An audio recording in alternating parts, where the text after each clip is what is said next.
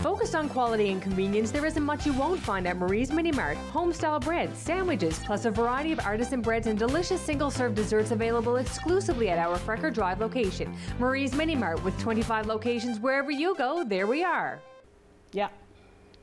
So our parents got to know about it when they were coming back from work. And there was chaos everywhere. It was like places were burning. It was just a mess. Something that started as simple as trying to walk to protest against a language you did not want to learn. Yeah. So that's how it was. And it was a peaceful protest because the children did not have... Kids. They were just children. They were kids. There wasn't even... Yeah, they'll tell you, oh, the children were throwing rocks at us. Really? Really? Where would the rocks be?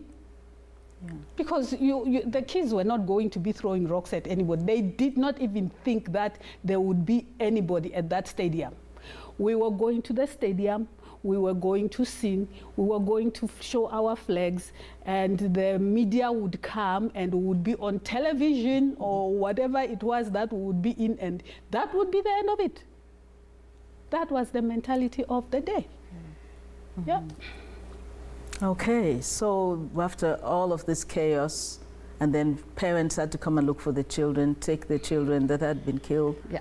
And then, so what happened next? Oh, from that day onwards, the township went on fire. Any building that was a government building went into smoke. It was chaotic. It was really, that's when things just went from bad to worse. Because remember, you don't have power. So we were thinking the only power that we have is to destroy what is not ours. And of course, as black people, we did not own anything. Everything belonged to the government. So you were just went the offices, even the schools were banned because they were saying, what's the point of going to learn if they're going to be killing us anyway? So from that day onwards, there was no school. School ended for the children on that day. So there was a whole generation that missed school from for 2 whole years. 2 years. 2 whole years, there was no schooling in Soweto. No school. Zero. And most of my school friends, especially the boys, disappeared and they were never found. So they were probably taken. We don't know, or they died, or we don't know. We don't know. You just, oh, where's so and so? Oh, he never came back from June 16 or something like that. We lost a lot of friends. Okay. Yeah. And it was out of that that the United Nations decided to have March 21 as the International Day for the Elimination of Racial Discrimination. So, you know, we think of it as being something so terrible and traumatic and chaotic that happened. But it was the start of the world sitting up to see what was happening and what was going on, you know, in South Africa. Well, what happened in Soweto Township. That's when the world noticed that this is not fun anymore, because you can't just go around killing kids. It doesn't matter if they threw a rock at you. Do you have to shoot them? You know, it was like,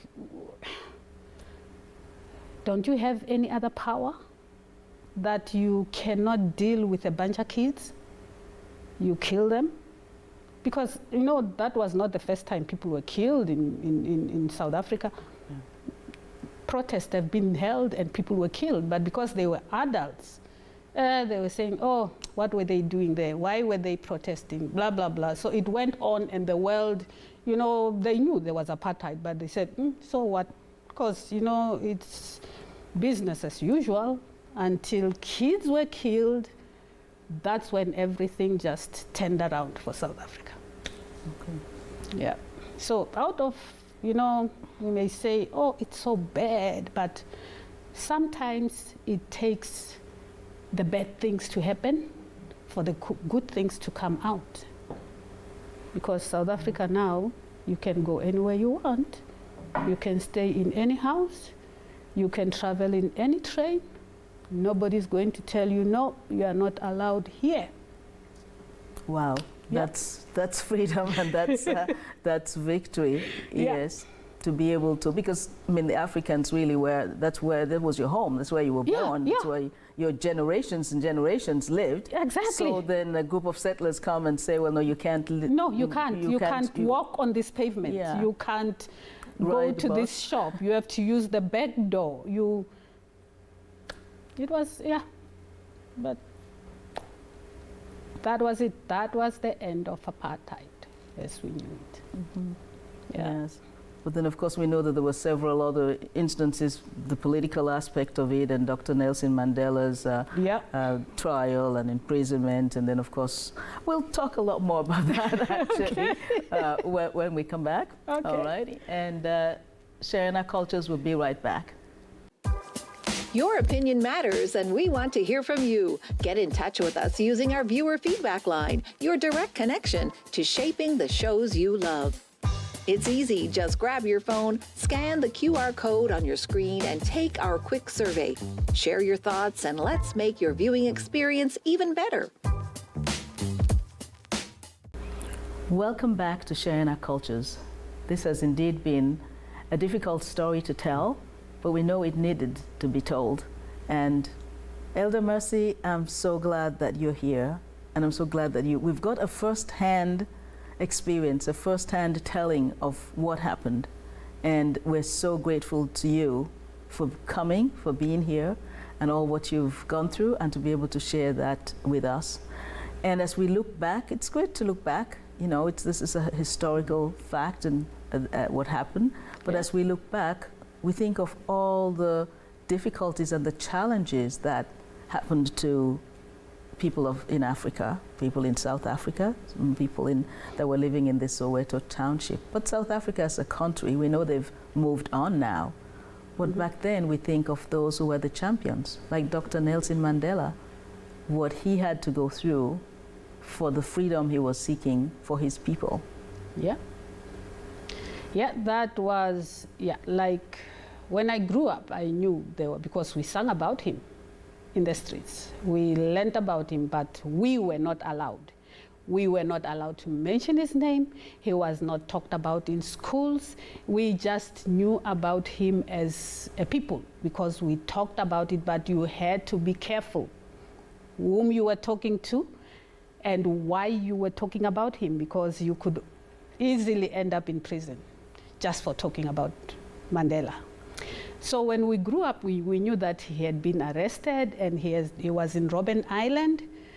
And of course, you know, him being in Robben Island, we could not stop talking about him. He was not dead, he was alive in Robben Island, but we never thought he would come back alive. None of us thought he would, because it was like, man, the conditions there were harsh. These were people treated not like people at all. He endured what most people would not endure. So after the 1976 story, then I think it made people think. So they were thinking, now what is going to happen from here? And then, of course, the powers that be tried to find ways. They said, okay, we'll have to have a discourse with the person that we put in prison, because now they had no way out. They had to change. Change had to come. So they went and talked to him and tried to find a solution to move forward. Fortunately, Mandela was, he was one of those people who, I don't know, he was just a person who was looking forward. He had the forethought, because people were thinking that when the government changed, there would be a lot of bloodshed. But he came out and he reined the people in. When he came out, it was in the 90s, and you know, he came out with this power of forgiveness. He came out with talking about, let us forgive, let us build our country. Let nobody, we have killed, we have died enough. Let there be no bloodshed right now.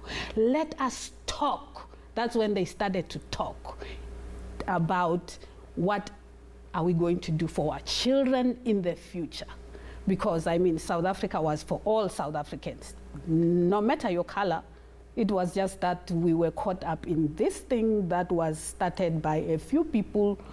But overall, South Africans are South Africans. We wanted the best for our country, and Mandela was the catalyst. He came out, and when he spoke, people listened, because he was wise beyond words. When he opened his mouth, we sat back and said, yeah. And that's how it happened.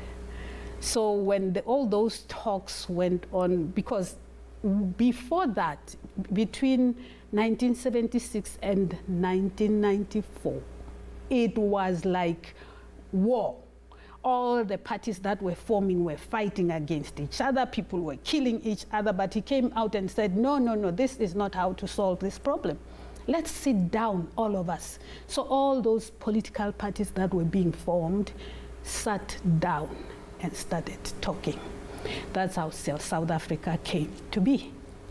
Yeah, and Nelson Mandela was the most respected person. I mean, he came from a line of chiefs, so from what I read and understood, and one of his sayings was that if he didn't forgive, he will still be in a prison. So even though he had come out of prison, but if he didn't forgive all of what was done to him, all the people who did such terrible acts of violence against him, if he didn't forgive them, he would still be in prison. Yeah. You know, in his heart, I guess. Yeah, he personified forgiveness. Yeah.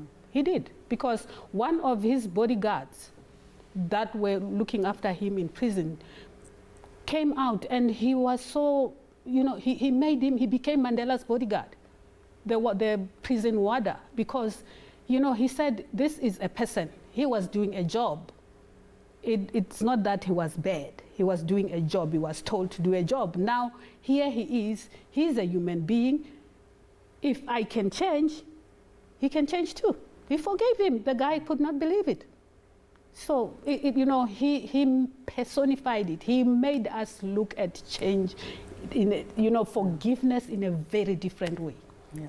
Yeah. For which we're truly grateful. Oh, yeah. We are truly, truly grateful for that. You know what?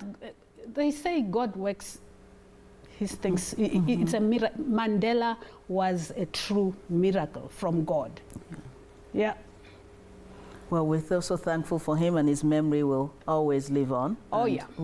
We're thankful for you. We're coming all this way to be here with us. We haven't even chatted about how you came to be in Newfoundland, which was part of what we were going to talk about as well, because we're looking at people who've come to live here and who've stayed. Okay. Actually, was what it was the actual theme for this series. So you can give that to us in a nutshell, maybe, how you chose to come here and stayed.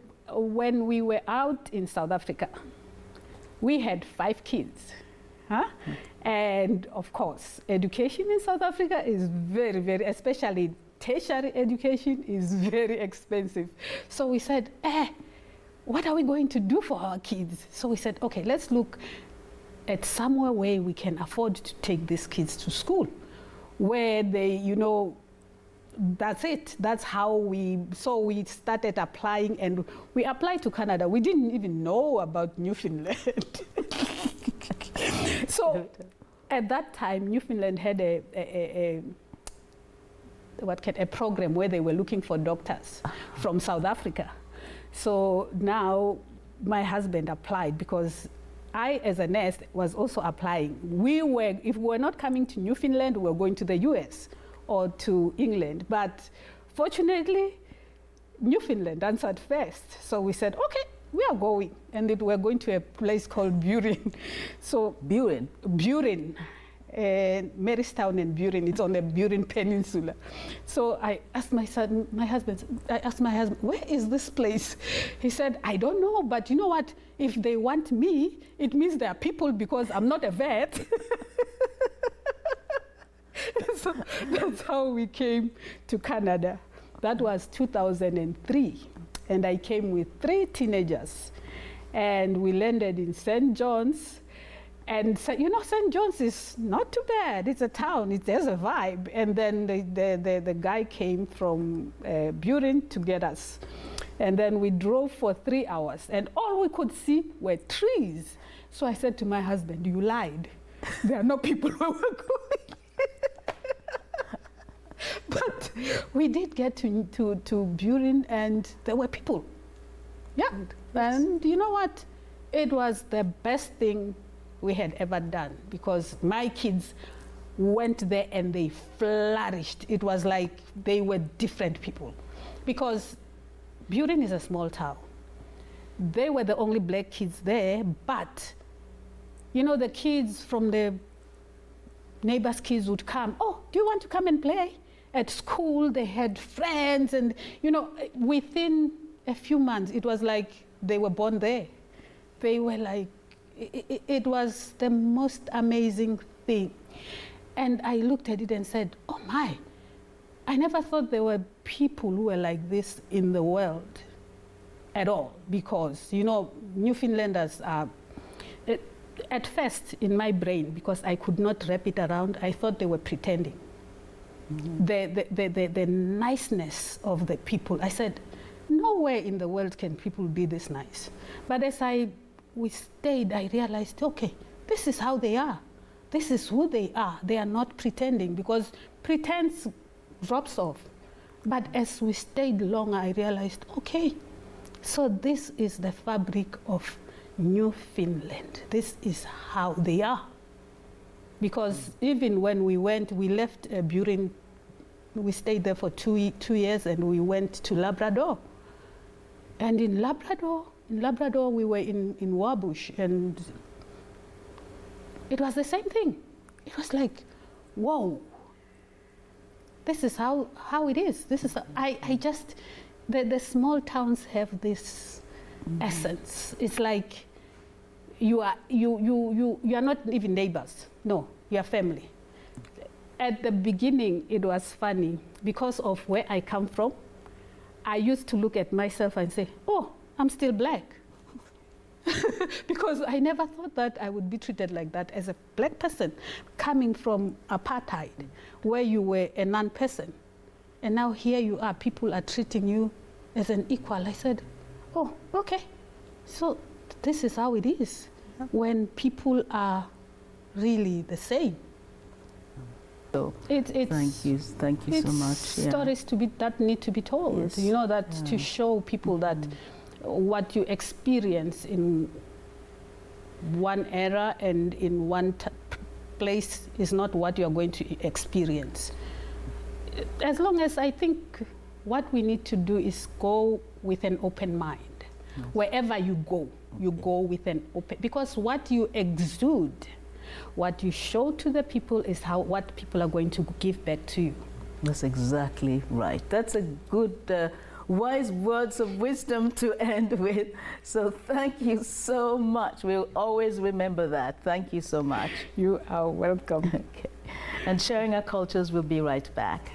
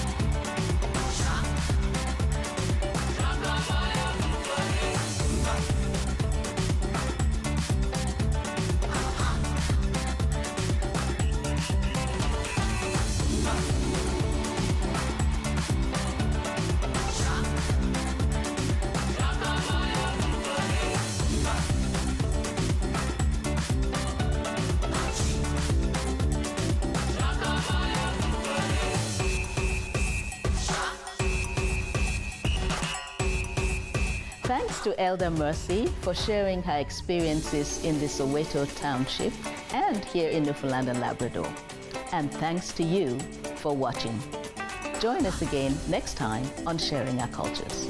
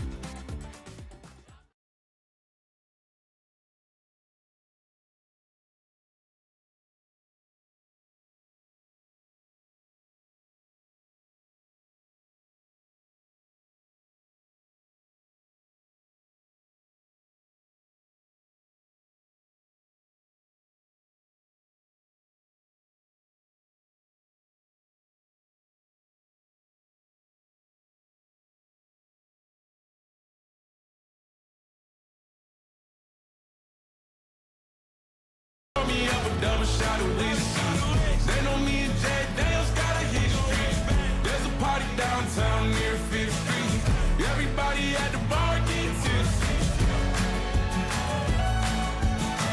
Everybody at the bar getting tipsy. Everybody at the bar getting tipsy. Here comes the 2 to the 3 to the 4. When it's last call and they kick us out the door. It's getting kinda late, but the ladies want some more. Oh my, good Lord. Tell them drink some. Cause I'ma pour me up a double shot of whiskey. They know me and Jack Dale's got a history. There's a party downtown near 5th Street. Everybody at the bar getting tipsy. Cause I'ma pour me up a double shot of whiskey. They know me and Jack Dale's got a history. At the bottom of a bottle, don't miss me. Everybody at the bar getting tipsy. Everybody at the bar getting tipsy. Everybody at the bar getting tipsy. Kick me out the bar.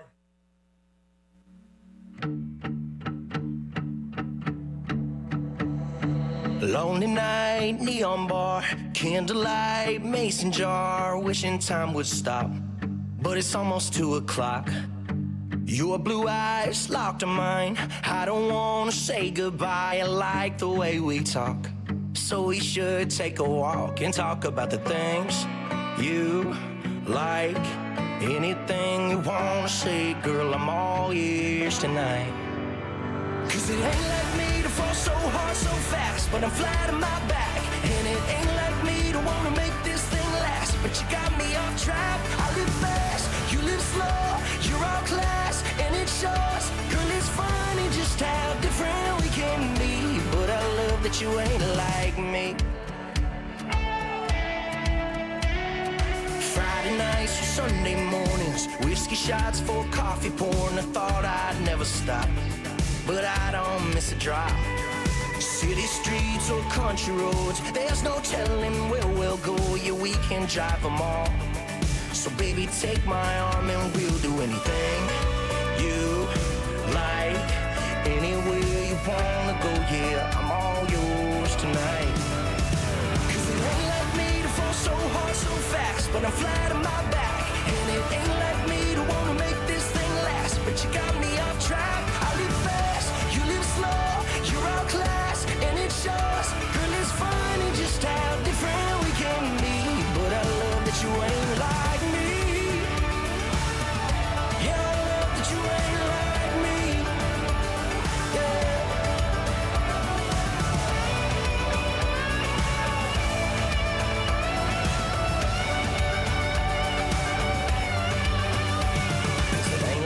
To fall so hard so fast, but I'm flat on my back, and it ain't like me to wanna make this thing last. Cause it ain't like me to fall so hard so fast, but I'm flat on my back, and it ain't like me to wanna make this thing last, but you got me on track. I live fast, you live slow, you're all class, and it shows. Girl, it's funny just how different we can be, but I love that you ain't like me. Yeah, I love that you ain't like me. Yeah, I love that you ain't like me. Yeah, I love that you ain't like me.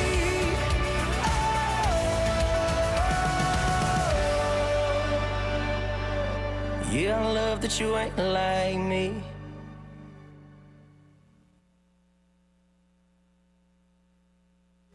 This is Hot Country on Stingray Music.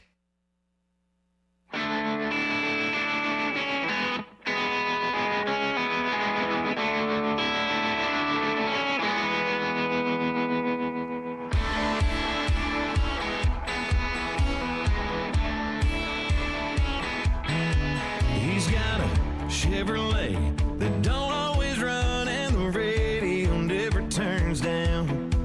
He's got a pedigree that's no good for nothing, no commas in his bank account. But there's a girl at the hole in the wall where he plays. Don't take her eyes off the stage, she loves his southern drawl from north of Atlanta. That Silverado he got parked outside, loves it. Cranking 89 Alabama, kissing for an hour in the parking lot. to good girls that can't keep from falling, for bad boys that their daddies don't like, small towns that keep staying small. Here's to old trucks, young love, and Saturday nights. Saturday nights.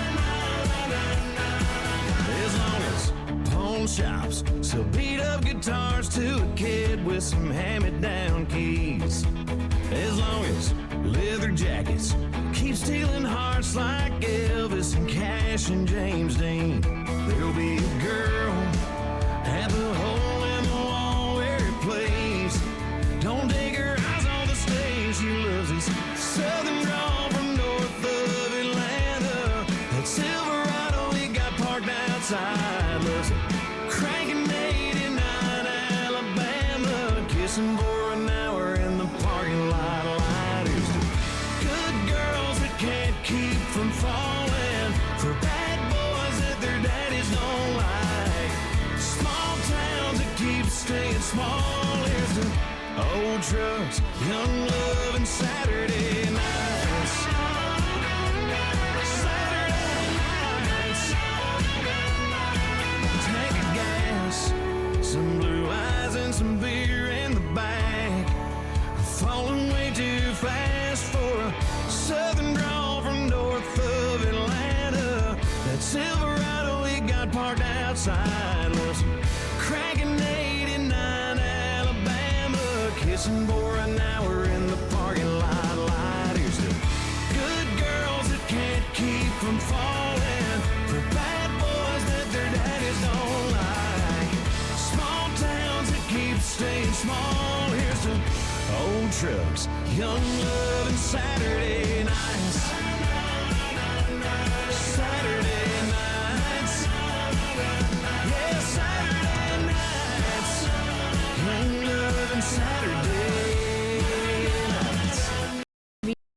Mini Mart is here for you, a one-stop shop for a variety of products, home-style breads, sandwiches, plus check out our freshly baked artisan breads and single-serve desserts exclusively at our in-store bakery on Frecker Drive. With 25 locations, wherever you go, there we are. At Sharing Our Cultures, our programs, projects, and events focus on engaging school children and youth from diverse cultural backgrounds as they integrate into the society in Newfoundland and Labrador.